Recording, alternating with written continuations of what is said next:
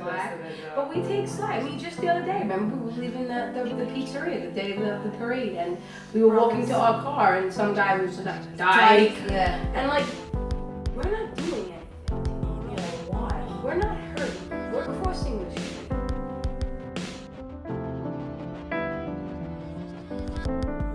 I'm the type of person where I won't just shut them out.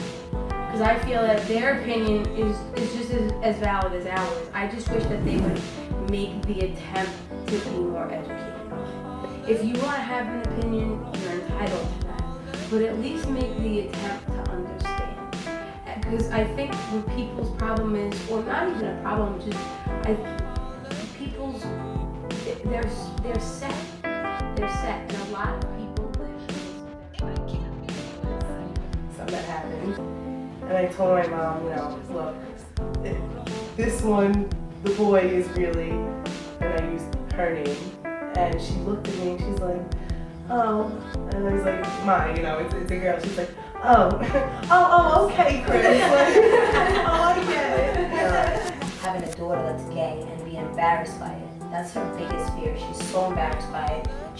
She would never want to see me, like, around my family with my short hair. Like, I have to go to my cousin's wedding in Dominican Republic and I have to grow my hair out, you know, I have to put a dress on and be somebody that I'm not, and that's who she sees me as, and she will never see it any other way. There's only so much you could do to make yourself feel like and act like a different person, but inside you know that you're not. And I never wanted to live the life of getting married to a man and, you know, cheating on that man to be with a woman or leaving that man with kids. I had been in a long relationship with someone. I was with girls before that, but this was like the first substantial relationship that I was ever in, and it had ended. And this person had been to my house, had slept in my house. Her family had actually had Christmas dinner with my family. So like they were always present.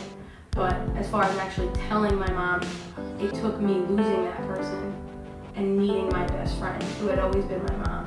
And I physically could not go through that experience without my best friend. So I told my mom. That's how I told my mom. And she cried a little bit.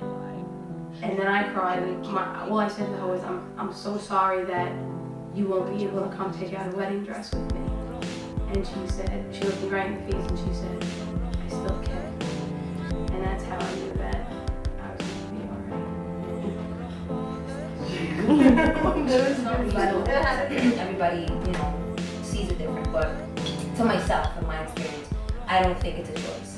I think that if I had a choice, I would try to live the normal life and not be looked at different or not be embarrassed in any way. Right. Because it is embarrassing sometimes when you walk down and you walk in the street and people look at you different, or people just see a different person. They don't see who you are, you know. And I would totally, if it was a choice, I would live the normal life, but it's not. And I love women. Women are beautiful, and I love you. That fucking last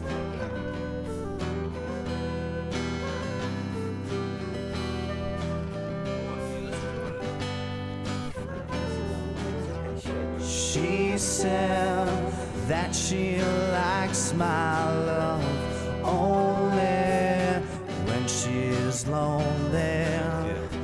I have always given up 'cause I'm dumb and broken. Wish this was a love song.